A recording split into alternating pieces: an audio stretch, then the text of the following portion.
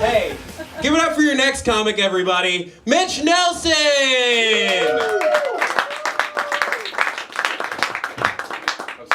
One, two, three. Mitch Nelson!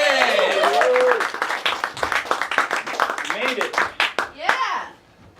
Got on stage. I can hear myself. You can hear me, sorry.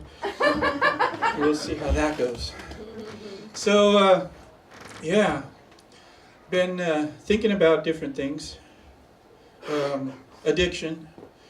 I'm addicted to, actually, this is a strange addiction. I'm addicted to asking my nephews to do really stupid things. And, yeah, I'm getting better. It's been 180 days since anybody broke a leg because of my ideas, or more. Maybe it's been even longer. I'm excited about that. But yeah, definitely went out on a lot of little excursions with my nephews, and almost always somebody came back with a really good story to tell, and a bruise. Hopefully not too many medical bills, but you never know. But one of the things I did, one of the things I got to do though was have a nephew come and stay with me, like kind of halfway. We never did a full adoption, but kind of took over being a guardian, and I was terrible at that too.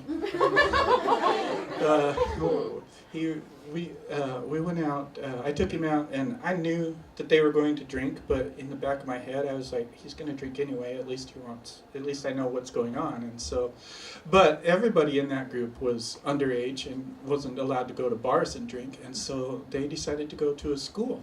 And up in Tacoma, I thought, well, okay, whatever. They're like, no, we know that we just go to the back part.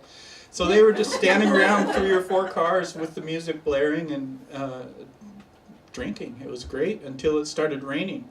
And I ignored him because I knew I was the driver and I was going to have to, at some point, act like an adult and say, come on, it's done.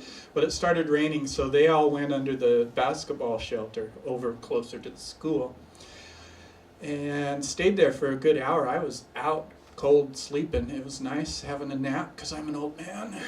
And my nephew came back, one of the nephews came back, and he says, we got to go to the store. I was like, why? He's like, we're out of beer. I'm like, I don't have money for beer. You said you were going to take care of that. That's why I said we could, whatever. I didn't. That doesn't matter, that part of the story. Anyway, so we go, and then all of a sudden he pulls over, and we just park, like, in between 3 cars and a boat across from somebody's house. And I'm like, what are we doing? He goes, I got to tell you the truth. The other guys saw laptops in the school, and they broke in. I was like, what? Are you serious? It's like, yeah. I was like, well, I think that we'd hear police and everything, but, so we stayed there and waited for a while. It's like, I think we would hear police. Let's go see what happened. And so we drove up. And just as we drove up, on one side is the kids running towards our car with stacks of laptops.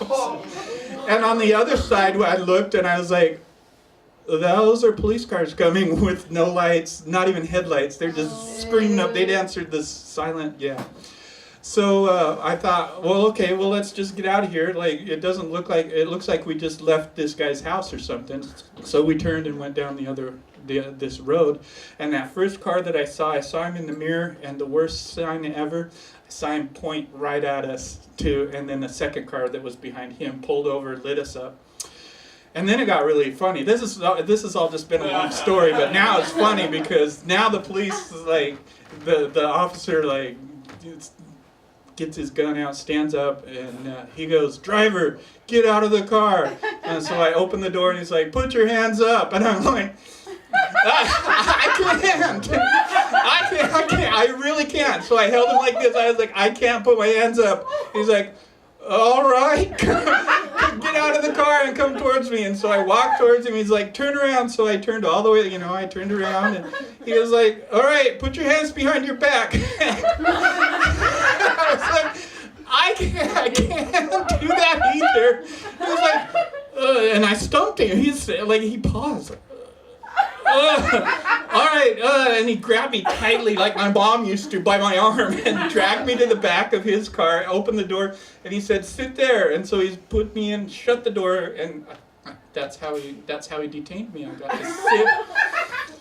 tell him what was going on, and yeah, luckily the story was that my nephew got out of there when they were starting to be stupid, and so he didn't get any new charges, but he had a warrant out because he had run away from drug court, and that's a whole nother story. But yeah, it was pretty fun. Anyway, I'm Mitch. Talk to you later. Mitch Nelson, everybody! Hell yeah, what an inspiring tale.